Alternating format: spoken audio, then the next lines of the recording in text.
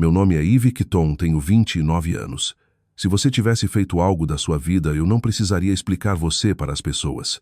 Minha mãe disse isso na minha cara no jantar de ação de graças na frente de 31 parentes. Ela vinha dizendo versões disso há 7 anos. A desistente, a vergonha, a filha que não merecia nenhum brinde. O que ela não sabia, o que ninguém naquela mesa sabia, era que a filha que ela passou 7 anos apagando tinha construído algo no silêncio que eles me deram. E naquela noite, a verdade entrou na sala sem bater. Mas essa história começa muito antes daquela mesa. Começa com uma ligação às 2 da manhã e uma escolha que me custou tudo. Antes de continuar, curta e se inscreva, mas só se essa história tocar você. Agora deixe-me voltar para março de 2017, a noite em que minha vida se dividiu em duas. Eu estava no 3º ano em Yukon, Ciência da Computação Média 3.7. Não era a mais brilhante da turma, mas eu aparecia todos os dias. Estudava até meus olhos arderem. Eu queria aquele diploma mais do que a maioria das pessoas conseguia entender. Meu telefone tocou às 2:04 da manhã, numa terça-feira de março. Não era minha mãe, não era meu pai, era a senhora Tirane, vizinha da minha avó em Brideport. Ivy, querida, é a Ruth. Ela caiu na cozinha. A ambulância acabou de sair. Sentei na cama. Minha colega de quarto se mexeu. Eu já estava calçando os sapatos. Liguei primeiro para minha mãe. Tocou 5 vezes. O que foi, Ivy? São 2 da manhã. A vovó teve um derrame. Mãe, ela está no senti em silêncio. Depois um suspiro. Não o tipo de suspiro que vem do medo, o tipo que vem do incômodo. Ela é idosa, Ivy. É isso que acontece. Tem uma audiência para preparar de manhã. Liga para sua irmã. Ela desligou. Nenhuma pergunta. Nenhum. Ela está bem. Só o clique e acabou. Liguei para Meredith. Ela atendeu mais rápido. Ivy, eu não posso. Tenho que estudar para a prova da OAB. Você sabe que a mamãe vai surtar se eu ficar para trás. Mari é a vovó. Eu sei, mas o que você quer que eu faça daqui? Dirigi 4 horas sozinha no escuro, sem café, sem música, sem companhia. Só a estrada e o som da minha própria respiração. Quando cheguei aos Sentins, a vovó Ruth estava na UTI com tubos nos braços, uma máscara cobrindo o rosto, o lado esquerdo do corpo imóvel. A mulher que me ensinou a andar de bicicleta, que trançava meu cabelo todo domingo dos 8 aos 14 anos, enquanto meus pais resolviam a separação. Ela parecia uma estranha naquela cama. Ela abriu os olhos, procurou minha mão e apertou uma vez. Disse algo através da máscara de oxigênio. Uma frase baixa só para mim. Eu conto depois o que ela disse. Isso importa. Mas naquele momento, parada naquela sala iluminada por luzes fluorescentes, eu entendi algo com absoluta clareza, ninguém mais veria. A vovó Ruth precisava de 6 a 12 meses de reabilitação em tempo integral, fisioterapia 3 vezes por semana, alguém para ajudar. Lá a comer, tomar banho, se mover da cama para a cadeira. Assistente social do hospital me entregou um panfleto sobre cuidadores domiciliares. Olhei para os valores e quase ri. 42 por hora. O benefício da previdência da Ruth mal cobria o aluguel e os remédios. Na segunda-feira seguinte fui falar com meu orientador acadêmico. Professor Donnelly, um homem bom, óculos de armação fina, uma mancha de café na manga todos os dias sem exceção. Tire uma licença, ele disse. Você merece. Volte quando puder. Ele assinou os papéis. Eu assinei os papéis, arrumei meu quarto do dormitório em 4 caixas e voltei dirigindo para Brideport. Depois liguei para minha mãe. Vou trancar a faculdade. Preciso ficar com a vovó em tempo integral. A linha ficou em silêncio. Não um silêncio de choque, um silêncio calculado. Não conte para ninguém da família, ela disse. O que não quero que pensem que não conseguimos cuidar dos nossos próprios problemas. Você sabe como eles falam. Mas é a verdade, mãe. A voz dela ficou fria, definitiva. A verdade é que você está desistindo. É só isso que eles precisam saber. Eu estava na cozinha da vovó Ruth, o telefone pressionado contra o ouvido, olhando para ela pela porta. Ela dormia na cama hospitalar que alugamos para a sala, a mão esquerda curvada sobre o cobertor como uma folha caída. Eu queria brigar, queria dizer, eu não estou desistindo, eu estou escolhendo. A diferença, e você sabe disso. Mas a Ruth tinha acabado de voltar para casa. Ela precisava de calma. Precisava de mim presente, não discutindo ao telefone com uma mulher que já tinha decidido qual seria a versão da história. Então eu não disse nada. E minha mãe começou a escrever o primeiro rascunho de uma mentira, que contaria pelos 7 anos seguintes. O churrasco de 4 de julho foi na casa da tia Linda em Glastonbury. 20 e poucas pessoas, hambúrgueres, velas de citronela, crianças correndo pelo jardim sob o esguicho de água. Eu quase não fui, mas a vovó Ruth pediu que eu empurrasse a cadeira de rodas dela até o pátio, e eu não consegui negar nada a uma mulher que tinha passado 3 meses reaprendendo a segurar um garfo. Chegamos 40 minutos atrasadas. Eu estava fazendo os alongamentos da tarde da Ruth, aqueles que a fisioterapeuta me ensinou, os que faziam ela apertar o braço da poltrona e sussurrar palavrões, achando que eu não ouvia. Quando passei com a cadeira pelo portão dos fundos, senti na hora. O ar mudou. As pessoas olhavam para mim por tempo demais e depois desviavam rápido demais. A tia Linda veio primeiro e colocou a mão no meu braço. Querida, você está bem, sua mãe nos contou. Olhei pelo quintal. Minha mãe estava perto da mesa de bebidas enxugando os olhos com um guardanapo cercada por 3 das minhas tias. Ela levantou o olhar, encontrou o meu e voltou a encarar o prato. Não foi exatamente isso que aconteceu, eu disse. Vovó precisava da Ivy, por favor. A voz da minha mãe atravessou o pátio, suave e trêmula. Não aqui, não hoje. Todas as cabeças se viraram. Não para ela, para mim. Como se eu fosse a que estivesse fazendo uma cena. Como se eu fosse a responsável por fazer uma manha sofrida a chorar no meio de um churrasco em família. Eu fechei a boca. A vovó Ruth ergueu a mão da cadeira de rodas e apertou meu pulso. Não disse nada. Não precisava. Passei o resto da tarde num canto do quintal com um prato de papel que nunca toquei, assistindo minha mãe receber abraços de pessoas que achavam que ela era forte e corajosa. Na volta para casa, meu telefone vibrou. Uma mensagem da Meredith.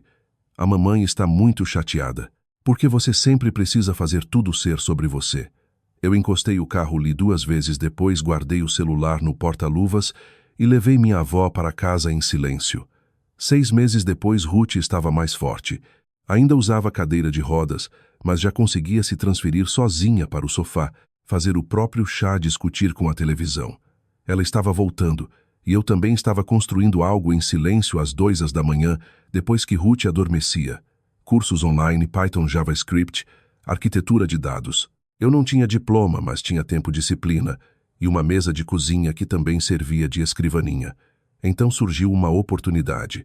Uma pequena empresa de software em Hartford, a Rideline Tech, anunciou um estágio que não exigia bacharelado. Eu me inscrevi e recebi uma ligação. Fiz a entrevista. A gerente de contratação, uma mulher chamada Paula, sorriu e disse: a você exatamente o tipo de pessoa proativa que precisamos.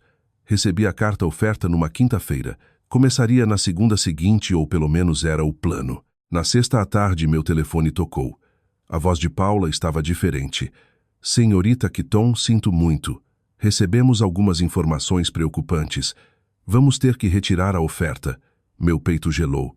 Que informações? Um membro da sua família entrou em contato e expressou preocupações sobre sua confiabilidade. Eu sinto muito, é a política da empresa. Não podemos seguir adiante. Eu soube antes mesmo de ela terminar a frase. Eu soube quem tinha ligado. Dirigi até a casa da minha mãe naquela mesma noite. Ela estava regando o alecrim na varanda. Você ligou para o meu estágio, ela não vacilou. Não sei do que você está falando. Alguém da minha família ligou para o RH e disse que eu não era confiável. Ela colocou o regador no chão e me olhou como se eu fosse uma criança pedindo doce depois de já ter ouvido um não. Talvez eles simplesmente não quisessem você. Já pensou nisso? Nem todo mundo vai te dar as coisas de mão beijada, Ivy. Ela entrou. A porta de tela fechou atrás dela. Fiquei naquela varanda por um longo tempo. Naquela noite de volta à casa da Ruth, sentei à mesa da cozinha e fiquei olhando para o nada. Ruth entrou da sala com a cadeira de rodas. Ela me observou por um tempo, mais do que o normal. Achei que estivesse apenas cansada. Eu não sabia, mas alguém naquela casa já tinha começado a guardar a verdade. Eu só descobriria anos depois. Deixe-me dizer como é o fundo do poço quando ninguém está olhando. Eu tinha 24 anos. Morava no estúdio em Bridgeport, 650 por mês, um radiador que batia a noite inteira, uma janela voltada para uma parede de tijolos. Eu fazia trabalhos freelance, criando sites para pequenos negócios, uma padaria em Milford, uma empresa de paisagismo em Shelton, um consultório odontológico que precisava de um formulário de agendamento online. 15 por hora, às vezes 20, Se o cliente não pechinchasse a aposentadoria da Ruth, cobria o aluguel dela, mas não os medicamentos. Só os anticoagulantes custavam $380 por mês depois da lacuna do Medicare. Eu cobria a diferença todo mês, sem pedir nada a ninguém, sem que ninguém me pedisse nada também. Minha conta poupança tinha 11.140. Esse número só diminuía, nunca aumentava. Mas essa não era a pior parte. A pior parte era o dia de ação de graças. Todo ano eu ia porque Ruth queria ver a família, porque ela amava as netas, nós duas mesmo, que a sala só amasse uma de volta. E todo ano minha mãe apresentava o mesmo espetáculo, suspiro triste, quando alguém perguntava sobre mim, o brilho orgulhoso, quando mencionava Meredith, o jeito como ela dava tapinhas na minha mão por cima da mesa e dizia: "Estamos felizes que você veio, querida", como se eu fosse um cachorro resgatado que ela estivesse acolhendo por caridade. E os parentes não eram cruéis, só estavam mal informados. Acreditavam na primeira versão que ouviam porque a primeira pessoa a contar a história era a que chorava mais alto. Se eu continuasse em silêncio, eu sabia exatamente o que aconteceria. Em 6 meses, eu estaria quebrada. Perderia a capacidade de pagar os remédios da Ruth e passaria o resto da vida sendo a história de alerta que minha mãe contaria em jantares elegantes. A filha que quase foi alguma coisa. Numa noite sentei diante do meu laptop, olhando para um projeto paralelo que vinha desenvolvendo, há meses, uma ferramenta de gestão logística para pequenas empresas de transporte. Eu estava testando com uma transportadora em New Haven. O dono disse que aquilo economizava 11 horas por semana para ele. Eu olhei para o sistema, olhei de verdade. Era bom, genuinamente, negavelmente bom, e algo dentro de mim mudou. Em janeiro de 2019, tomei uma decisão sem anúncio, sem manifesto, só uma escolha feita à mesa da cozinha à 1 da manhã, com o radiador batendo e uma xícara de café frio ao lado do laptop. Eu ia transformar aquilo em algo real. Na semana seguinte, registrei a papelada da LLC. Escolhi o nome Juniper Labs. Juniper era o nome do meio da Ruth, e registrei com o sobrenome Parker, o nome de solteira dela.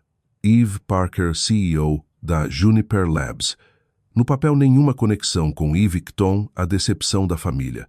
Eu não fiz isso para me esconder, fiz para sobreviver.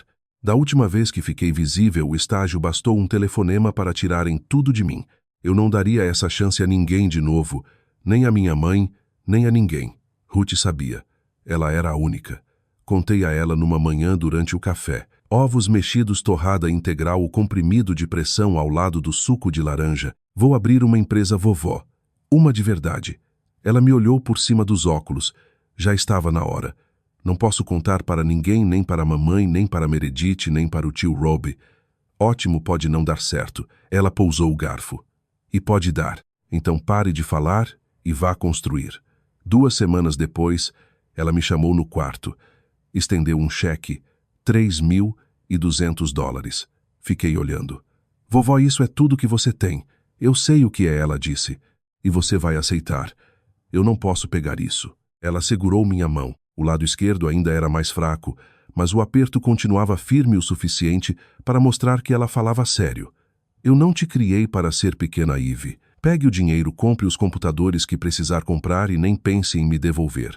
Eu comprei um servidor. Construí a primeira versão oficial da plataforma da Juniper no quarto de hóspedes da Ruth, sentada numa cadeira dobrável trabalhando 16 horas por dia. Ninguém aplaudiu, ninguém percebeu. Esse era o objetivo. Vou avançar um pouco porque TRs anos construindo algo parecem muito menos glamourosos do que as pessoas imaginam. Amam 3 clientes, todas pequenas transportadoras em Connecticut e no oeste de Massachusetts. Eu mesma dirigia até cada uma delas, instalava o software nos computadores do escritório, treinava os despachantes. Faturamento 48 mil. O suficiente para manter as luzes acesas, os remédios da Ruth pagos e reinvestir cada dólar que sobrava na plataforma. Ano 2, a notícia se espalhou não por marketing, mas por caminhoneiros, conversando com caminhoneiros em postos de parada e docas de carregamento. 17 clientes. Contratei meu primeiro funcionário, um desenvolvedor chamado Marcos, que trabalhava remotamente da Filadélfia. Faturamento 310 mil. Saí do estúdio e me mudei para um apartamento de 1 quarto. Ruth ganhou uma cadeira de rodas nova daquelas com acolchoamento de verdade. Ano 380 e 2 clientes em 14 estados, 6 funcionários todos remotos. Faturamento 2 milhões de dólares. Um fundo de venture capital em Boston ligou perguntando se eu estava abrindo rodada de investimento. Eu disse que ainda não. Eles responderam que esperariam. E durante todos esses 3 anos, continuei indo ao dia de ação de graças porque Ruth pedia porque ela amava aquelas reuniões, mesmo quando elas não me amavam de volta. E toda vez o ritual era o mesmo. Ainda sem diploma, minha mãe dizia para quem estivesse ouvindo: a Meredith acabou de virar sócia júnior. Estamos tão orgulhosos. No Ação de Graças do 3º ano, a nora da tia Linda me perguntou diretamente: então, Ivy, o que você faz exatamente? Antes que eu pudesse abrir a boca, minha mãe respondeu por mim: ela faz umas coisas de computador. Freelance, eu acho. Ela não olhou para mim enquanto falava. Nunca olhava. Ruth cruzou meu olhar do outro lado da mesa e fez o menor dos acenos, algo que só eu saberia interpretar. Ainda não. Então veio o 4º ano e tudo acelerou. Uma ligação de São Francisco, um número que me fez sentar no chão do meu apartamento. Mas eu chego lá em um instante.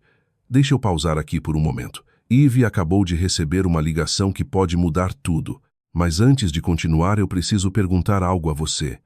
Se você fosse a Ivy e tivesse sido silenciada por anos, contaria a verdade para sua família agora ou continuaria construindo em silêncio? Deixe sua resposta nos comentários. A para contar, B para continuar em silêncio. Agora vamos seguir. Dia de Ação de Graças, ano 5. O ano em que Meredith levou Craig para conhecer a família. Craig Whitfield. Autoeducado, aperto de mão firme. A família dele era dona de uma empresa de imóveis comerciais no condado de Fairfield. A avó dele, Senora Henderson, também foi. Cabelos prateados, brincos de pérola, a postura de alguém que nunca se curvou um dia na vida. 30 pessoas à mesa. Diane tinha se superado. Toalha nova, guardanapos de pano de verdade. Um arranjo de mesa que ela provavelmente tinha salvo no Pinterest 3 meses antes. Craig estava sentado ao lado de Meredith. Eu estava na frente deles ao lado da Ruth. Aconteceu durante a salada. Então Ivy Craig disse sorrindo: onde você estudou? Uma pergunta simples, educada. O tipo de pergunta que as pessoas fazem quando estão tentando incluir você na conversa. Eu abri a boca. Minha mãe foi mais rápida. A Ivy não terminou a faculdade, Craig. A mesa mudou. Garfos pararam no ar. Craig piscou. Ah, tudo bem. Muita gente. Ela tinha potencial. Minha mãe inclinou a cabeça à imagem perfeita de tristeza materna, mas algumas pessoas simplesmente não nasceram para isso. Senti 30 olhares roçando minha pele. Eu saí por um motivo, mãe querida, já conversamos sobre isso. Meredith pressionou os lábios. Será que a gente pode não fazer isso durante o jantar? Minha mãe se virou para Craig com a voz baixa, o suficiente para parecer íntima, mas alto bastante para metade da mesa ouvir. Eu só me preocupo com ela, sabe? Uma mãe nunca deixa de se preocupar. Meu pai ergueu a taça de vinho, bebeu, colocou de volta na mesa, não disse nada. Ruth me olhou do outro lado da mesa. Os olhos dela diziam 2 palavras. Ainda não. Depois do jantar, eu estava na varanda dos fundos quando a porta de tela se abriu. Era Craig. Ele se encostou no corrimão, mãos nos bolsos. Por o que vale, ele disse: sua mãe parece complicada. Olhei para ele. Você está bem? Perguntou. Foi a primeira vez que alguém do círculo da Meredith me fez essa pergunta. A primeira vez que alguém não simplesmente aceitou a versão da minha mãe como verdade absoluta. Eu vou ficar, respondi. Ele assentiu e voltou para dentro. Fiquei mais 10 minutos no frio vendo minha respiração desaparecer na escuridão. Janeiro, uma terça-feira. Eu estava comprando detergente no Stop Shop da Boston Avenue quando ouvi meu nome, Ivy Keaton. Virei. O tio Rob estava no fim do corredor, uma cesta de compras numa mão e uma expressão de quem tinha visto alguém voltar dos mortos. Ele largou a cesta e me abraçou forte. Um abraço que dura 3 segundos a mais do que normal, porque a pessoa realmente sente. Garota, senti sua falta. Ele se afastou segurando meus ombros. Sua mãe disse que você não queria falar com nenhum de nós. Senti o chão inclinar. Ela disse o quê? Disse que você estava passando por um momento difícil que precisava de espaço. Ele procurou meu olhar. Disse que eu só pioraria as coisas se tentasse contato. Fiquei encarando ele. 4 anos.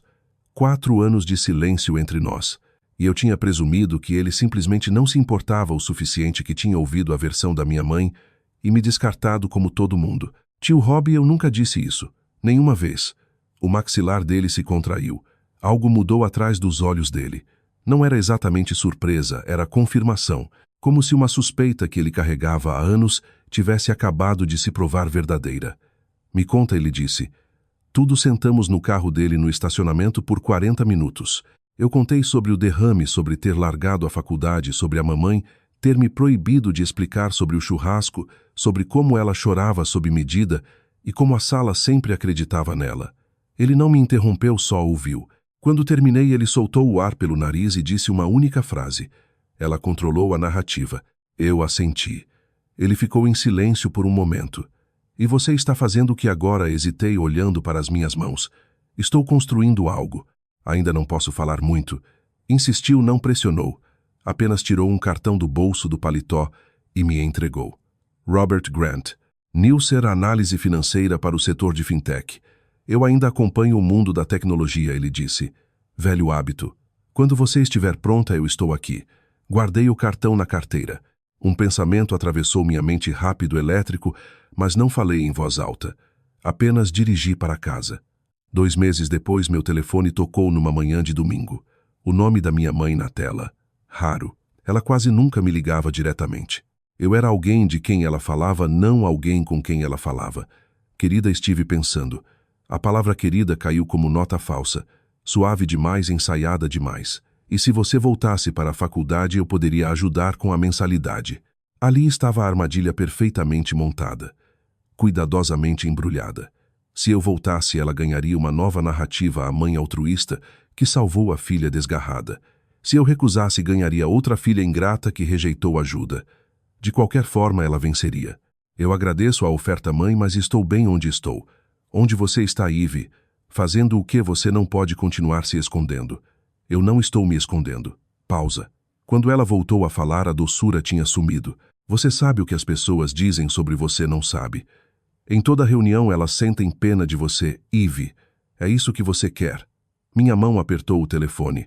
O que eu quero é que você pare de falar por mim. Eu falo por você porque você não tem nada a dizer. Clique. Fiquei sentada no carro em frente ao apartamento da Ruth. Minhas mãos tremiam, não de tristeza. Eu tinha esgotado a tristeza anos antes. Era outra coisa, mais afiada, mais limpa. Então meu telefone vibrou. Notificação de e-mail. Leaning Equity Partners, São Francisco. Assunto Juniper Labs. Proposta formal série A. Abri. Li uma vez. Li de novo. Prezada senhorita Parker, temos o prazer de apresentar uma proposta formal para investimento série na Juniper Labs com avaliação pré-money de $12 milhões. 12 milhões. Olhei para o número, depois para o espelho retrovisor. Meus olhos estavam secos, completamente secos. Não restavam lágrimas para aquela mulher. Engatei o carro e fui para casa construir. Voei para São Francisco numa quarta-feira de abril. Voo noturno saindo do JFK. Assento na classe econômica. Eu usei o mesmo blazer preto que tinha comprado no brechó em New Haven 4 anos antes. O escritório da Lean Equity ficava no 32º andar de uma torre de vidro em Soma. A sala de reuniões tinha vista para Bay Bridge. Assinei o termicha assentada diante de 3 sócios que individualmente valiam mais do que todas as casas da rua da minha mãe somadas. Série a avaliação de $12 milhões. Mantive 62% de participação. A Juniper Labs, empresa que comecei com 3.200 da minha avó, num quarto de hóspedes que cheirava lavanda e pomada para dor muscular, agora estava avaliada em 12 milhões. Eu mantive o nome Ivy Parker em cada comunicado à imprensa, em cada documento legal, em cada assinatura. Parker, o nome da Ruth, o nome da mulher que acreditou em mim quando as pessoas que deveriam acreditar não acreditaram. Ninguém na família Cotton jamais ligaria Ivy Parker, CEO de uma empresa de software logístico, a Ivy Cotton, a desistente que a faz umas coisas de computador. Algumas semanas depois do fechamento do investimento, o Tech Crew publicou uma pequena matéria. Juniper Labs, a startup discreta de logística que está silenciosamente conquistando o mercado. O repórter pediu uma foto. Eu recusei. A matéria saiu com uma imagem genérica de um container de transporte e uma citação sobre eficiência operacional. O tio Robert escrevia uma newsletter sobre o setor de tecnologia logística. Naquela semana, ele destacou a matéria do TechCrunch, até mencionou na edição de sexta-feira. Fiquei de olho na Juniper Labs. A fundadora Eve Parker está fazendo algo interessante em otimização de última milha. Ele escreveu, meu nome não reconheceu. Eu li a newsletter no meu apartamento em Bridgeport e senti algo que não sentia havia muito tempo. Não era vitória, não era vingança. Era satisfação silenciosa e teimosa de algo bem construído. Eu não me escondia por vergonha. Eu me escondi porque da última vez que fui visível, alguém tirou tudo de mim e eu não permitiria que isso acontecesse de novo. Ruth me chamou numa tarde de sábado em outubro do ano, antes do dia de ação de graças que mudaria tudo. Ela tinha 79 anos. O derrame tinha envelhecido o corpo, mas a mente continuava afiada como aço. Ainda lia o jornal de ponta a ponta todas as manhãs. Ainda me vencia no Scrabble toda semana. Sente, ela disse quando entrei. Estava na cadeira de rodas perto do armário do quarto. Uma caixa de sapato repousava no colo daquelas antigas de loja de departamento que provavelmente nem existe mais. Ela me entregou. Abre. Dentro, sob algumas fotografias e o maço de cartões de aniversário presos com elástico, havia um único e-mail impresso. Desdobrei a folha Didian. @gmail. Comparaula. Com. Data 14 de março de 2018. Assunto a respeito de Eve Kitton confidencial. Estou escrevendo por preocupação com minha filha, Eve Kitton. Ela tem um histórico de falta de confiabilidade e eu odiaria que sua empresa fosse colocada em uma situação difícil. Eu amo minha filha, mas acredito na honestidade e sinto que é justo alertá-los. As palavras começaram a embaçar. Minhas mãos estavam tremendo. Vovó, há quanto tempo você está com isso? Desde a semana em que aconteceu. Ela usou meu computador e esqueceu de sair da conta. Eu imprimi antes que pudesse apagar. Por que não me contou antes? Ela estendeu a mão e colocou sobre a minha firme e estável porque você não estava pronta. Você teria confrontado ela e ela teria destruído você. Você precisava estar em pé, no seu próprio terreno primeiro. Ela me olhou de verdade do jeito que olhava quando queria que eu escutasse com mais do que os ouvidos. Você está em pé agora. Pensei na Série A nos 22 funcionários, na plataforma que gerenciava cadeias de suprimento de 200 empresas em 18 estados. Estou. Então segure isso e espere o momento certo. Ela apertou minha mão. Se um dia ela tentar reescrever a história na frente das pessoas que importam você, mostra a tinta. Levei o e-mail para casa, coloquei no cofre e disse a mim mesma que nunca precisaria usar aquilo. Eu estava errada. 3 semanas antes do Ação de Graças deste ano, fui ao apartamento da Meredith buscar um casaco que eu tinha emprestado no inverno anterior. Ela estava ao telefone quando entrei. Viva voz ligado. Não me ouviu abrir a porta. A voz da minha mãe encheu a sala. Convidei os Henderson e a família do tio Frank este ano, 30 pessoas. Quero que este seja o ano em que a Meredith anuncie o noivado com o Craig. Precisa ser perfeito. Parei no corredor, a mão apoiada no batente da porta. E se a Eve começar alguma coisa, minha mãe continuou. Preciso que você controle. Você sabe como ela é. Meredith suspirou. Ela não faz nada, mãe. Ela só fica sentada. Exatamente. A voz da minha mãe ficou mais afiada. E isso me faz parecer mal, como se eu tivesse criado um zumbi. Meredith não respondeu. O silêncio foi um tipo de concordância. Eu recuei devagar em silêncio e saí pela porta da frente. Não peguei o casaco. No carro fiquei sentada com o motor desligado. Eu ouvia meu próprio pulso não acelerado, firme e resignado. Então meu telefone vibrou. Um e-mail de um nome que a princípio não reconheci. Uma editora da Forbes. Prezada Senhora Parker, gostaríamos de destacar a Juniper Labs na nossa lista 30 Under 30 na categoria Tecnologia Logística. A matéria será publicada no dia 27 de novembro. Precisaremos de uma foto profissional e de uma breve entrevista o quanto antes. 27 de novembro, dia de Ação de Graças. Li 3 vezes. Eu não planejei isso. Não fiz pedido ao universo, nem arranjei nada em segredo. A Forbes tinha o cronograma deles. Eu tinha o meu. E os dois acabavam de colidir no único dia do ano que minha mãe reservava para lembrar 30 pessoas de que eu não era ninguém. Olhei pelo para-brisa para as árvores nuas de novembro. Não sorri, não chorei. Respondi ao e-mail. Será um prazer participar. 27 de novembro. A mesma mesa, as mesmas pessoas, a mesma mãe com a mesma história.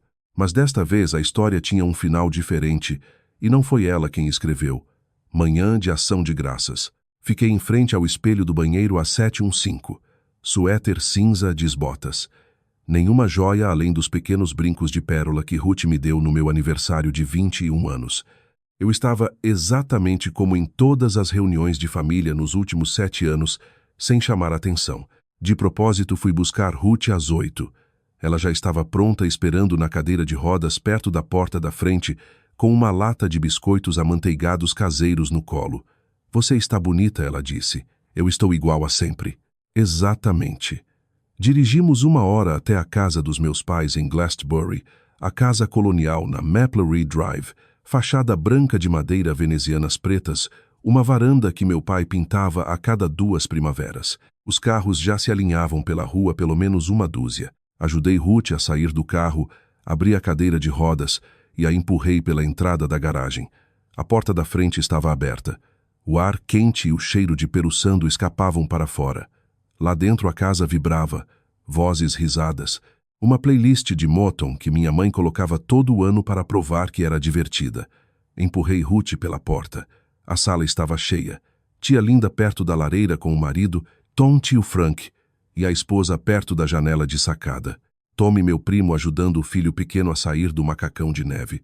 Senhora Henderson, avó do Craig sentada no sofá com postura impecável, segurando um copo de água com gás, e no centro de tudo minha mãe vestido bordô pérolas, cabelo recém-arrumado, comandando a cena perto do arco da cozinha, como se estivesse apresentando o M. Ela me viu e sorriu. Não chegou aos olhos. Nunca chegava. Ivy, você trouxe a mamãe. Que gentil. E voltou-se para a tia Linda sem perder o ritmo. Ivy ainda mora perto da mamãe. Dá a ela algo para fazer. Meu pai apareceu vindo da cozinha, taça de vinho na mão, apertou meu ombro. Oi, filha. E sumiu de novo de volta para onde quer que fosse para evitar tudo. Tio Rob estava no canto conversando com Frank. Ele levantou o olhar e encontrou o meu um pequeno aceno caloroso. Levei Ruth até o lugar dela mesa. Ela segurou minha mão. Você está bem, meu amor? Estou, vovó. Eu ainda não sabia, mas em menos de 2 horas aquela sala inteira me olharia de forma diferente, todos ao mesmo tempo. O jantar foi servido às 16 horas em ponto, 30, e pessoas se acomodaram em cadeiras ao redor de uma mesa longa, montada com 3 mesas menores. As emendas escondidas sob uma toalha de linho creme que minha mãe passou naquela manhã. Eu sei porque ela contou para 4 pessoas. Minha mãe se levantou, ergueu a taça, a sala silenciou. Quero agradecer a todos por estarem aqui. Este ano é especial. Ela sorriu radiante para Meredith. Meredith e Craig estão noivos. Aplausos. Craig sorriu com modéstia. Meredith ergueu a mão esquerda. Um diamante lapidação princesa, captando a luz do lustre. Meredith, você nos deixou tão orgulhosos. Minha mãe continuou. Sócia se é júnior aos 31 anos e agora um noivado lindo. Tudo o que uma mãe sonha. Ela fez uma pausa como se quisesse que aquilo ecoasse. Depois deixou o olhar percorrer a mesa devagar de propósito até parar em mim. E aí ela inclinou a cabeça com aquela expressão perfeitamente ensaiada, piedade esculpida com precisão. Somos gratos por você estar aqui. Continuamos esperando que o próximo ano seja o seu ano. Alguns sorrisos constrangidos surgiram. Tio Frank encarou o prato. A esposa do Tom olhou para mim e logo desviou o olhar. A senhora Henderson, a avó do Craig, inclinou-se 2 cadeiras adiante e perguntou: E você faz o quê, Ivy, antes que eu pudesse respirar minha mãe? Respondeu: A Ivy está se encontrando. Ela saiu da faculdade há alguns anos. Abaixou a voz o suficiente para parecer discreta, mas alto bastante para metade da mesa ouvir. Tem sido uma jornada. Ela pressionou a palavra jornada como se fosse um ferimento que estivesse tratando em público. Meredith acrescentou sem tirar os olhos do prato, mas ela é muito boa com computadores. Consertou minha impressora uma vez. Não foi cruel, foi educado automático aquele tipo de comentário que arranca risadinhas quando as pessoas não sabem o que dizer. Eu apoiei o garfo no prato e não falei nada. Do outro lado da mesa, a voz de Ruth atravessou o ar limpa e firme. A Ívia é mais do que aquilo que contaram a vocês. As risadas cessaram. O sorriso da minha mãe se enrijeceu. Mãe, por favor, vamos apenas aproveitar o jantar. Ruth olhou para ela e não disse mais nada, mas seus olhos carregavam algo. Um relógio em contagem regressiva, um aviso que ninguém naquela sala compreendia exceto eu. Debaixo da mesa, senti meu celular vibrar no bolso. Não o peguei, mas em algum ponto da sala, pelo menos outros 3 celulares vibraram também. Depois do jantar, a mesa se desfez na sala de estar. Café, torta, o barulho confortável de pessoas se acomodando no segundo ato de uma tarde longa. Eu estava perto da estante segurando uma xícara de chá que nem provei quando ouvi a voz da minha mãe. Ela estava no sofá com a senhora Henderson ao lado. Minha mãe se inclinou perto o suficiente para parecer confidencial, mas distante o bastante para que a voz alcançasse qualquer um a uns 3 m dali. Entre nós, Margarete, às vezes eu me pergunto se a Ivy não largou a faculdade por causa de problemas de saúde mental. Meus dedos se apertaram ao redor da xícara. Tentamos ajudar. Ela se recusa. Minha mãe levou a mão ao peito. Não digo isso por crueldade. Digo porque uma mãe carrega esse peso sozinha. A expressão da senhora Henderson era indecifrável. Tia Linda, atrás do sofá, ouviu cada palavra. Tommy também. Craig, que estava servindo mais café no aparador a poucos passos dali, ouviu igualmente. Coloquei a xícara na estante. Caminhei até elas. Meus passos eram silenciosos no carpete, mas todos perto do sofá acompanharam meu movimento. Mãe, eu preciso que você pare. Ela levantou o rosto surpresa, ou fingindo surpresa. Ivy, eu só estava. Você estava dizendo a uma estranha que eu tenho problemas de saúde mental na frente da nossa família. Mantive a voz firme e nivelada. Isso não é preocupação, é crueldade. Os olhos dela se encheram de lágrimas sob comando. Eu só me preocupo com você. A voz do meu pai veio do canto da sala. Metade pergunta, metade aviso. Diane, talvez. Kevin, não. Ela nem se virou.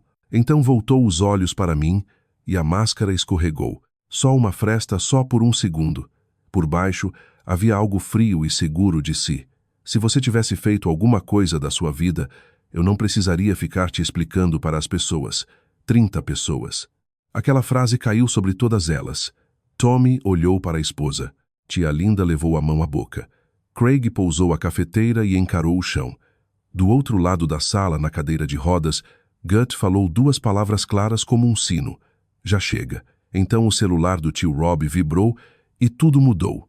Ele tirou o telefone do bolso da camisa por reflexo, como quem confere uma notificação sem pensar.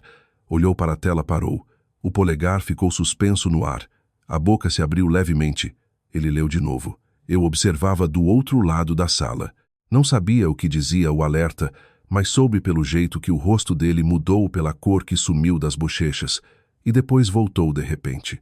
Que estava acontecendo, Ivy? A voz dele saiu baixa, quase um sussurro, mas a sala já estava em silêncio por causa da última frase da minha mãe. E naquele silêncio meu nomeou como um disparo. Eu olhei para ele. Ele olhou para mim, depois para Ruth, depois de volta para o telefone. Isso, é você. Tio Frank foi o primeiro a se mexer. O que foi Rob virou o celular para ele. Frank pegou, ficou vermelho. As sobrancelhas subiram pela testa. Meu Deus do céu, tia Linda já estava puxando o próprio celular da bolsa. Os dedos dela voaram pela tela. Eu vi o brilho do mecanismo de busca refletido nos óculos dela. 3 segundos. 5. Meu Deus. Ela virou a tela para a mesa. Uma foto a que eu tinha tirado 2 semanas antes em um estúdio em New Haven. O único retrato profissional que já fiz, porque a Forbes exigiu meu rosto, meu nome, uma manchete sobre uma aquisição de 47 milhões de dólares. Um por um, os rostos se viraram. Tommy e a esposa dele, a filha do tio Frank Craig, a senhora Henderson, olhavam para os celulares, depois para mim. Minha mãe continuava no centro da sala, não tinha se movido.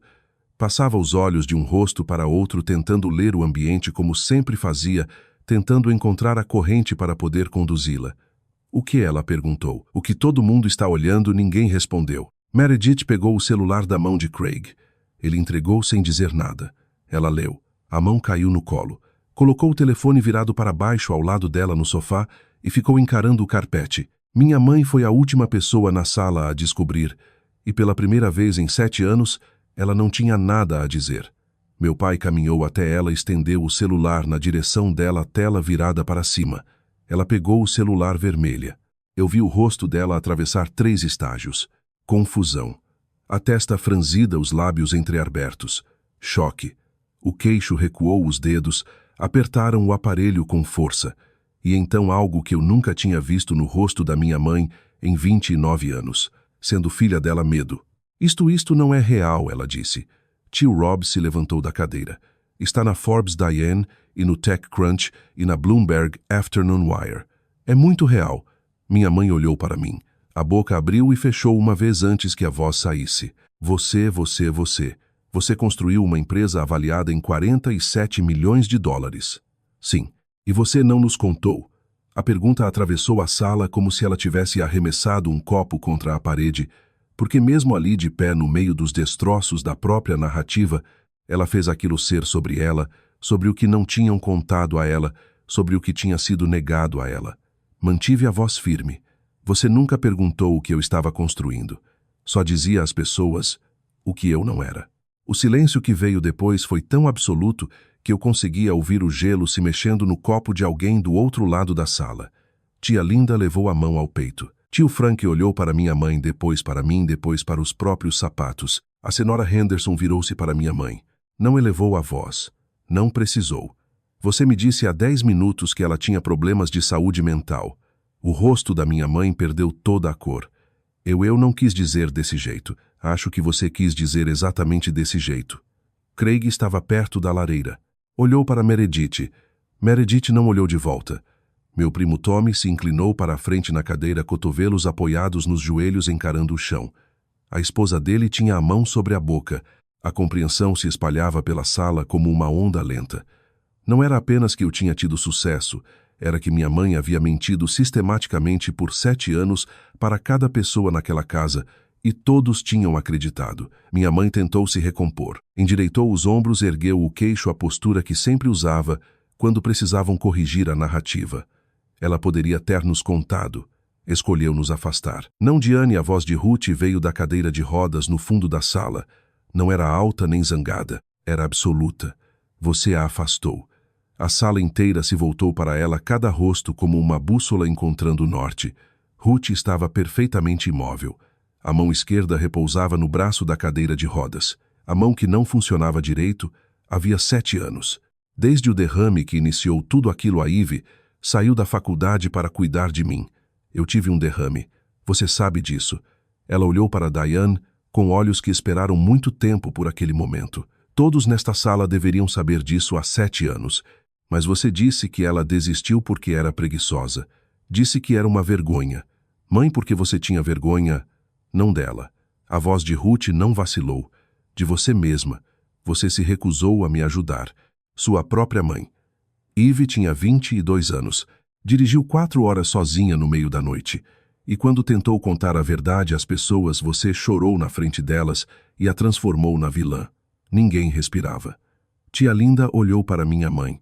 Diane, isso é verdade? Diane não respondeu. Os lábios se moveram, mas nenhum som saiu. E então, do canto da sala do homem que passou 7 anos como se fosse parte da mobília, meu pai falou, é verdade. Eu me virei.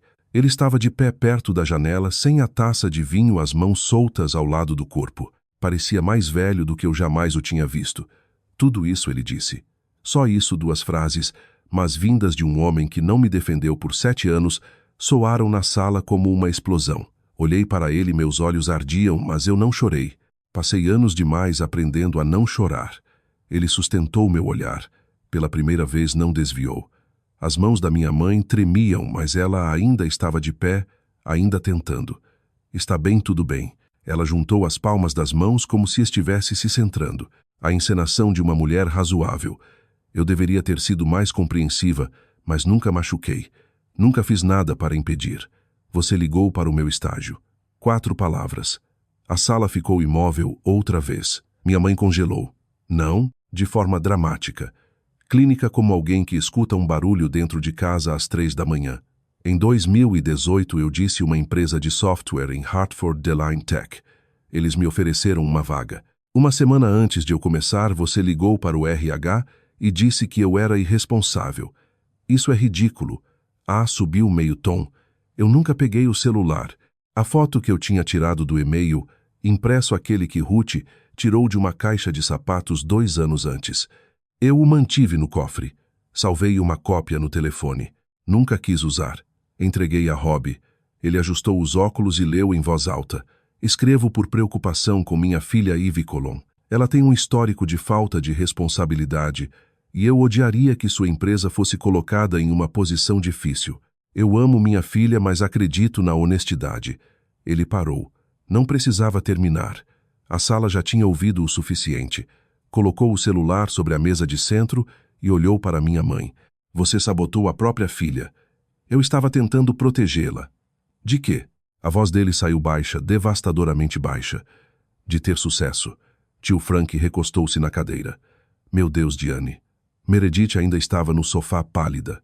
Mãe, você fez mesmo isso? Minha mãe não respondeu. Olhou ao redor da sala com aquele olhar lento de quem sempre conseguia encontrar pelo menos um aliado e estava descobrindo pela primeira vez que não havia nenhum. 30 rostos. Nenhum devolvia simpatia. Craig estava um passo atrás de Meredith. Notei um detalhe pequeno.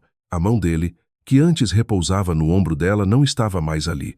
Tinha descido para o lado do corpo um gesto mínimo. Mas naquela sala, naquele momento, dizia tudo. Minha mãe se sentou não com elegância, não do jeito que costumava se acomodar, alisando o vestido, cruzando os tornozelos. Ela simplesmente caiu. A almofada cedeu sob o peso dela e ela chorou. Lágrimas de verdade desta vez. Eu sabia reconhecer a diferença. Eu vinha assistindo ao luto fabricado dela por 7 anos e aquilo não era isso. Era feio e despreparado. O som de alguém cujo palco tinha desabado sobre. Tudo que eu fiz foi por esta família, ela disse, para que as pessoas não olhassem para nós com desprezo. A voz de Ruth veio do outro lado da sala firme como um hino. As pessoas não estão olhando para nós com desprezo por causa da Ivy e Diane. Estão olhando por sua causa agora nesta sala. Minha mãe olhou para meu pai. Ele encarava o chão. Não se mexeu. Olhou para Meredith. Meredith observava as próprias mãos no colo. Então olhou para mim. Eu sustentei o olhar. Eu já tinha imaginado aquele momento antes no escuro do meu pequeno apartamento nas piores noites. Imaginei o rosto dela quando descobrisse. Achei que me sentiria triunfante, vingada, ou pelo menos aliviada. Não senti nada disso. Senti cansaço. Eu não planejei isso, mãe. Minha voz estava calma, não fria, apenas cansada. Eu não vim aqui para te humilhar. A matéria foi publicada hoje porque foi quando a Forbes agendou. Eu não controlo o timing. Fiz uma pausa, mas também não vou mais controlar a verdade. Não por você. Ela não respondeu. Ficou ali sentada pequena de um jeito que eu nunca tinha visto. A mulher que preenchia todos os ambientes em que entrava, que administrava cada conversa, dirigia cada narrativa, decidia quem era o herói e quem era o fracasso, parecia alguém que tinha esquecido o próprio nome. Levantei-me. Acho que vou tomar um pouco de ar. Fui até Ruth e destravei as rodas da cadeira e a empurrei pela sala, passando por 30 pessoas em silêncio, atravessando a porta da frente até a varanda. O ar de novembro bateu no meu rosto frio, cortante e limpo. Achei que aquele era o fim, não era. Na manhã seguinte, meu telefone tocou. Era Meredith. Sexta-feira de Black Friday. Eu estava em um quarto de hotel em Glastonbury, um Holiday Inn Express perto da rodovia. Não dormia na casa dos meus pais havia 3 anos. Ruth estava comigo ainda dormindo na segunda cama, as cobertas puxadas até o queixo. O telefone tocou às 8h47. Meredith. Deixei tocar 2 vezes antes de atender. A voz dela estava diferente, despida, sem polimento, sem atuação. Soava como alguém que tinha passado a noite inteira acordada. Eu preciso te contar uma coisa. Esperei. Eu sabia da ligação para o estágio. O quarto do hotel ficou ainda mais silencioso. Eu conseguia ouvir a máquina de gelo vibrando no corredor. A mãe me disse que tinha resolvido aquilo. Disse que você não estava pronta para um emprego de verdade. E a respiração dela tremeu. Eu não questionei. Você sabia por 5 anos. Eu disse eu sabia e não falei nada. A voz dela falhou porque se eu a questionasse, eu viraria você e eu tinha medo disso. Fechei os olhos. Então você deixou que eu fosse o sacrifício. Sim. A palavra saiu crua, sem desculpa, sem eu. Não estou ligando para pedir que você me perdoe. Ela continuou. Estou ligando porque você merece saber que eu sei o que fiz e eu sinto muito. O silêncio entre nós foi longo. Carregava 7 anos de almoços de domingo, mensagens não respondidas, e a piada da impressora que 30 pessoas riram. Eu não sei o que fazer com o seu pedido de desculpas agora, Meredith. Mas eu ouvi. Isso já é mais do que eu mereço. Uma pausa. Então ela disse algo inesperado. O Craig me falou uma coisa ontem à noite depois que chegamos em casa. O que ele disse à sua família precisa de ajuda, Meredith? Ajuda profissional. Disse que não vai seguir adiante com o casamento até que eu enfrente isso. Pensei no Craig na varanda dos fundos 2 anos antes. Sua mãe parece complicada. O homem vinha prestando atenção o tempo todo. Acho que ele tem razão, Meredith, disse baixinho. Eu também acho. Nenhuma de nós disse tchau. Ela desligou primeiro. Fiquei sentada na beira da cama observando a luz cinza da manhã atravessar a cortina.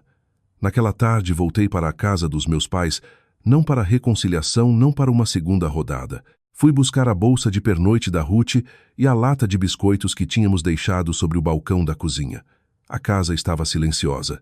As decorações do jantar do dia anterior ainda estavam ali. Velas queimadas até o fim. A toalha de mesa ainda marcada onde 31 lugares tinham sido arrumados. Cheirava molho frio e arrependimento. Minha mãe estava sentada à mesa da cozinha, olhos inchados sem maquiagem. Vestia o moletom antigo que eu não via há anos, do Yukon desgotado. O tipo de roupa que ela jamais deixaria alguém ver, lá usando. Meu pai estava ao lado dela, uma caneca de café à frente intocada. Ivy, podemos conversar? Minha mãe perguntou. Fiquei parada na porta. Estou ouvindo. Eu cometi erros. Eu sei. Ela apoiou as mãos na mesa, firmando-se. Mas você precisa entender. Eu cresci sem nada. As pessoas olham para nossa família com desprezo. Eu só queria que parecesse que estávamos bem, e eu não parecia bem o suficiente. Mãe, eu não levantei a voz. Não precisei. Eu não vou brigar com você, mas preciso deixar algo claro. Ela esperou.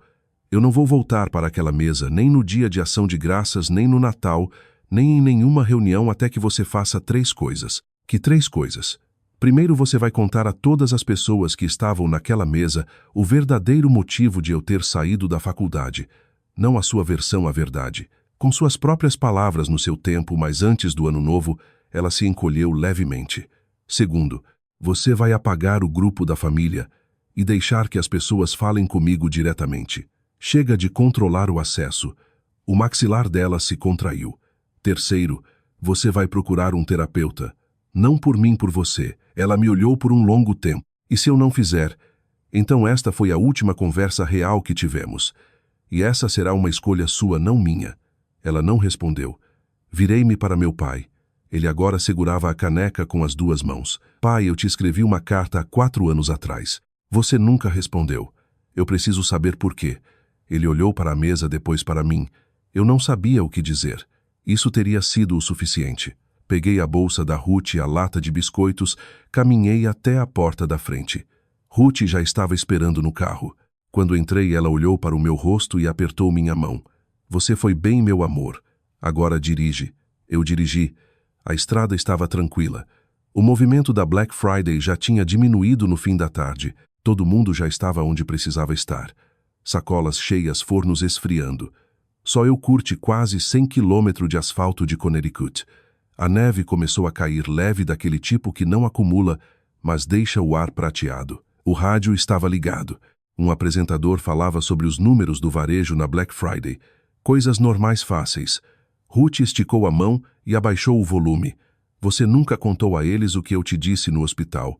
Olhei de relance para ela. Não, aquilo é só nosso. Posso dizer de novo. Assenti. Ela se ajeitou no banco quanto os músculos limitados pela cadeira de rodas permitiam. Olhou para a estrada à frente pelo para-brisa. Não para mim, como as pessoas fazem quando querem acertar cada palavra. Eu disse: eles vão tentar te diminuir. Não deixe, mas não se torne como eles. Continuei dirigindo. Meus olhos arderam. A estrada ficou embaçada por um segundo, depois clareou. Passei 7 anos tentando honrar as 2 metades daquela frase. Ser grande, mas não cruel. Construir, mas não atropelar. Vencer, mas não me gabar. Ficar de pé, mas sem pisar em ninguém. Acho que consegui. Você fez mais do que conseguir, meu amor. Ruth se acomodou no banco e puxou a manta mais para cima sobre o colo.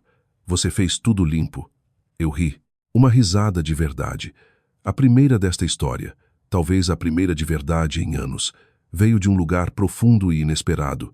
Como encontrar uma janela aberta em um quarto que você achava que estava selado. Ruth sorriu e fechou os olhos. Eu nos levei para casa através do ar prateado. E pela primeira vez desde março de 2017, desde um telefonema às 2 da manhã, desde uma viagem de 4 horas no escuro, desde a primeira mentira que minha mãe contou sobre mim, o silêncio não parecia um apagamento, parecia paz. 2 semanas depois do dia de ação de graças, as consequências eram visíveis. Tio Rob escreveu um texto no blog pessoal dele. Sem nomes, sem lugares, apenas um ensaio intitulado Quando as famílias silenciam a pessoa errada. Era sobre como certas famílias escolhem um bode expiatório e um filho dourado, e como as pessoas de fora raramente questionam quem ocupa cada papel. O texto foi compartilhado mais de 6.000 vezes.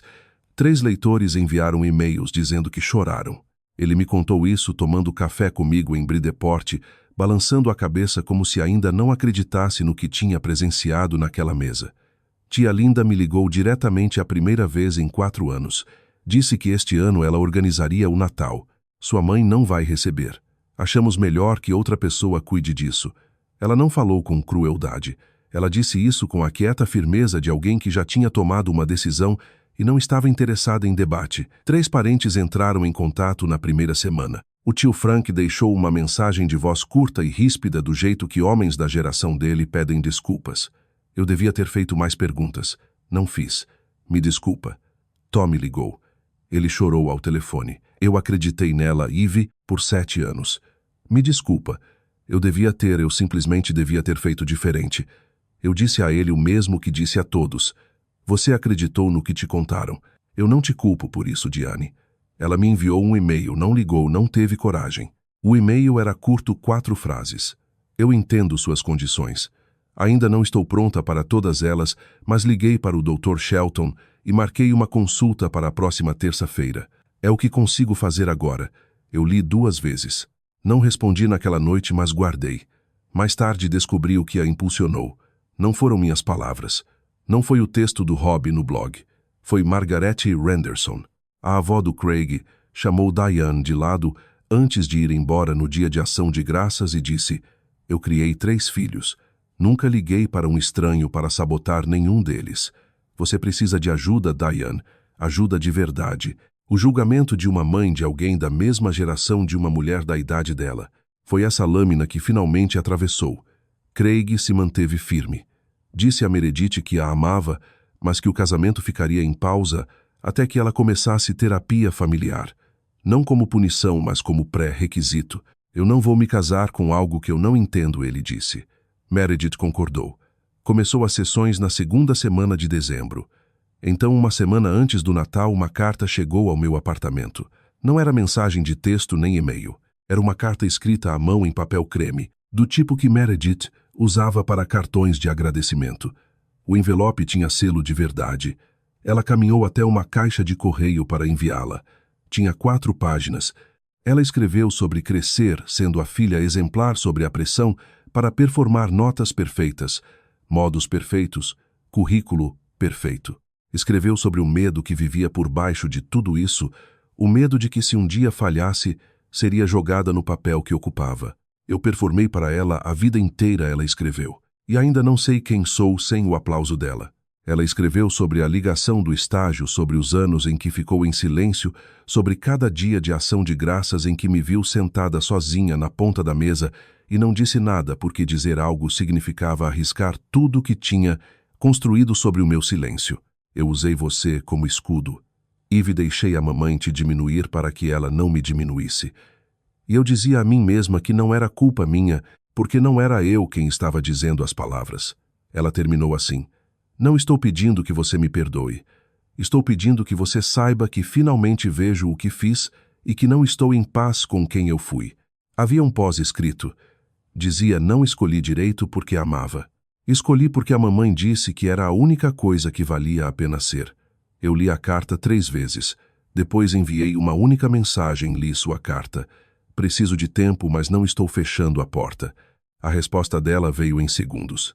Isso já é suficiente. Minha irmã e eu não somos próximas. Ainda não. Talvez nunca sejamos do jeito que irmãs a deveriam a ser, mas pela primeira vez somos honestas, e é na honestidade que a cura começa. A aquisição da Apex foi concluída em janeiro, 47 milhões de dólares. Assinei os documentos finais em uma sala de conferências em São Francisco, com vista para Bay Bridge, a mesma vista que eu tinha 2 anos antes, quando fechei a rodada Série A, o mesmo blazer. Inclusive aquele do brechó ainda servia. Como parte do acordo, permaneci como VP de produto por um período de 2 anos, vinculado a metas. Isso significava me mudar para Boston, o principal polo da Apex na costa leste. Encontrei um apartamento de 2 quartos no Brooklyn. Nada chamativo, uma rua tranquila, boa iluminação natural. Ruth se mudou comigo. Contratei uma cuidadora em tempo integral, alguém que pudesse estar com ela enquanto eu estivesse no escritório. O quarto da Ruth tinha uma janela saliente com vista para um pequeno jardim. Todas as manhãs ela observava os pássaros enquanto tomava o mesmo arrogue que bebe há 40 anos. Isso aqui é melhor do que a casa onde criei sua mãe, ela disse certa tarde, sem levantar os olhos das palavras cruzadas. Irônico, eu comecei terapia, a minha própria, não familiar, não porque estivesse desmoronando, mas porque 7 anos de silêncio deixam marcas que não aparecem por fora. São aquelas que surgem às 3 da manhã, quando o apartamento está em silêncio, e sua mente decide revisitar cada jantar em família, cada carta sem resposta, cada telefonema em que a pessoa do outro lado escolheu a conveniência em vez do amor. O tio Rob vinha de Connecticut uma vez por mês. Trazia as impressões da newsletter dele e piadas terríveis, e a gente comia comida delivery sentados no chão da sala, como quando eu tinha 12 anos, e ele era o tio divertido que sempre me dava sobremesa extra escondido. Ele foi a coisa mais próxima de um pai que eu tive. Eu disse isso a ele uma vez. Ele ficou em silêncio por um bom tempo. Depois respondeu, isso significa mais do que você imagina, garota. A matéria da Forbes 30 Under 30 saiu na semana seguinte ao Dia de Ação de Graças. Tinha uma foto minha no escritório da Juniper Labs, braços ao lado do corpo olhando diretamente para a câmera. A legenda dizia, Eve Parker construiu uma empresa de 47 milhões de dólares em silêncio, porque o silêncio foi a única linguagem que sua família lhe ensinou. As pessoas me perguntam se eu perdoei meus pais. A resposta honesta é complicada. As pessoas gostam de perguntar você já os perdoou, como se o perdão fosse um interruptor ligado ou desligado, sim ou não. Não é assim. Alguns dias eu acordo e sinto apenas clareza. Vejo minha mãe como uma mulher que cresceu pobre, que foi ridicularizada pelos próprios parentes, que construiu toda a sua identidade em torno da imagem que sua família projetava para o mundo. E quando eu não me encaixava nesse retrato, ela não soube me amar sem me apagar. Eu a enxergo, eu a compreendo. Em outros dias estou no supermercado e vejo uma mãe com a filha e a mãe diz, tenho tanto orgulho de você e eu preciso sair daquele corredor. Essa é a verdade. As duas partes coexistem na mesma pessoa. Minha mãe completou 4 sessões de terapia até o Natal. Ela ligou para 3 parentes para corrigir a história, tia Linda, tio Frank e Tommy. Eu sei porque a Linda me contou. Disse que Diane chorou em todas as ligações e não daquele jeito ensaiado. Chorou de verdade, do tipo que não pensa em plateia. Ela ainda não ligou para o resto da família, mas começou. Meu pai me escreveu uma carta, uma página, sem introdução, sem justificativas. Apenas eu deveria ter atendido. Eu deveria ter atendido todas as vezes. Não tenho um motivo que seja bom bastante. Só tenho a verdade, que é que eu tinha medo da sua mãe e escolhi o silêncio dela em vez do seu. Essa é a minha falha. Eu li a carta sentada à mesa da cozinha. Ruth estava dormindo no quarto. O apartamento estava em silêncio. Ainda não respondi, mas guardei a carta. Eis o que eu aprendi. Amor sem limites. É só uma porta sem fechadura. Qualquer um pode entrar. Qualquer um pode pegar o que quiser e ainda chamar isso de família enquanto faz. Eu não odeio minha mãe. Eu odeio o que ela fez e estou aprendendo devagar e de forma imperfeita a separar as duas coisas. Mas eu não vou mais me sentar à mesa onde meu nome é pronunciado apenas com pena. Não mais. Meus limites não são punição, são arquitetura. Estou construindo o formato de uma relação na qual eu realmente consiga sobreviver. Se você está ouvindo isso e algo sua familiar, um pai ou uma mãe, que reescreve sua história, um irmão que sempre fica sobolo, uma família que transformou você no exemplo do que não fazer, quero que você saiba de uma coisa. Você não precisa construir uma empresa de 47 milhões de dólares para provar o seu valor. Eu não construí a Juniper para provar nada à minha mãe. Eu a construí porque minha avó me entregou $3.200 e disse: eu não criei você para ser pequena. Eu a construí porque o silêncio foi o único espaço que me deixaram e eu decidi preencher-lo com algo real em vez de algo amargo. O seu valor não está na empresa que você constrói, não está no diploma que você conquista, nem no cargo do seu cartão de visitas, nem no número da sua conta bancária. Seu valor está no fato de que você continuou mesmo quando ninguém aplaudiu, quando ninguém perguntou, quando ninguém acreditou. Talvez você seja a filha que liga e nunca recebe ligação de volta. Talvez seja o filho que aparece em todos os feriados e apresentado como aquele que não deu certo. Talvez seja o irmão que ficou com as roupas usadas enquanto o outro recebia os aplausos. Eu vejo você. E se você precisa de permissão para estabelecer um limite com alguém que ama você de forma errada, aqui está. Você pode amar alguém e ainda assim se recusar a deixar que essa pessoa defina quem você é.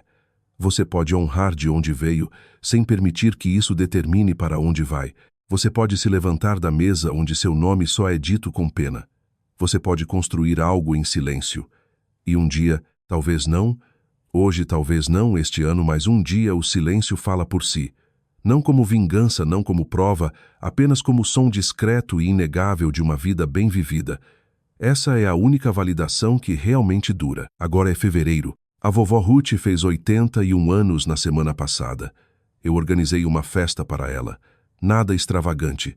12 pessoas, meu apartamento no Brooklyn, um bolo de chocolate da padaria da esquina e uma playlist de músicas da Motown, que ela realmente gosta diferente daquela que minha mãe costumava tocar só para impressionar os outros. O tio Rob estava lá, usou um chapéu de festa ridículo e não tirou por 3 horas. Tommy veio de Conericó com a esposa e o filho pequeno que passou a noite inteira tentando roubar cobertura do bolo com as próprias mãos.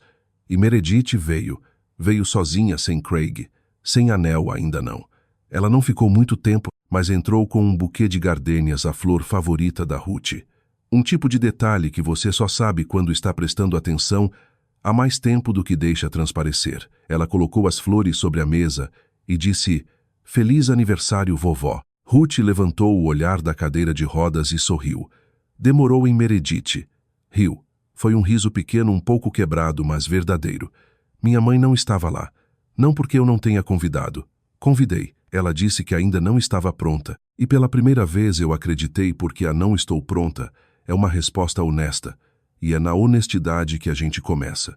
Ruth estava sentada na cabeceira da mesa, olhou ao redor para os rostos, as flores, o chapéu ridículo na cabeça do Rob, a criança com cobertura no queixo. Depois olhou para mim e sorriu.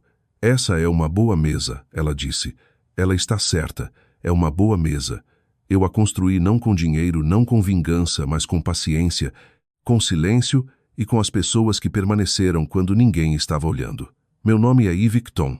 Algumas pessoas me conhecem como Eve Parker. Tenho 29 anos e terminei de ser a história de advertência de outra pessoa. Esta é a minha história e agora sou eu quem a conta. Obrigada por ter ficado comigo até o fim. Se a jornada da Eve significou algo para você, se você já foi a pessoa sentada em silêncio a uma mesa, onde seu nome só era dito com pena, eu gostaria de ouvir a sua história. Deixe nos comentários. E se quiser mais histórias como essa, confira a descrição. Tem uma que eu acho que vai tocar você tão profundamente quanto esta. Nos vemos lá. M.